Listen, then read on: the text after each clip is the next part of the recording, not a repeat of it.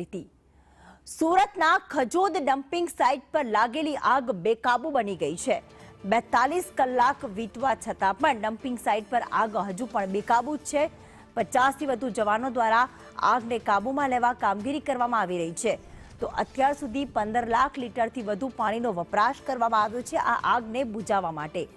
આગ લાગતા દુર્ગંધ ફેલાઈ છે અને ધુમાડાના કારણે લોકો પણ પરેશાન થઈ ગયા છે। ડમ્પિંગ સાઇટ પર આગ લાગતા દુર્ગંધ અલગ અલગ વિસ્તારમાં ફેલાઈ ગઈ છે। તેના આસપાસના વિસ્તારમાં 42 કલાક વીતી ગયા છે, તેમ છતાં આગ પર કાબુ મેળવી શકાયો નથી। જયેન્દ્ર અમારી સાથે જોડાઈ ગયા છે। જયેન્દ્ર, 15 લાખ લીટરનો પાણીનો વપરાશ થઈ ચૂક્યો છે। ફાયર બ્રિગેડનું શું કહેવું છે? કેટલા સમયમાં આગ કાબૂમાં આવી શકે છે અને આગ લાગવાથી લોકોને કેવી પરેશાની? જી પ્રીતિ, જે રીતે વાત કરવામાં આવે તો સુરત શહેરના ખજોદ વિસ્તારમાં આવેલી કચરા ડમ્પિંગ સાઇટ ઉપર સોમવારે સવારે 10-10:30 વાગ્યાની આસપાસ જે ભીષણ આગ લાગી હતી તે 2 દિવસ બાદ પણ સંપૂર્ણ રીતે કાબૂમાં આવી શકી નથી।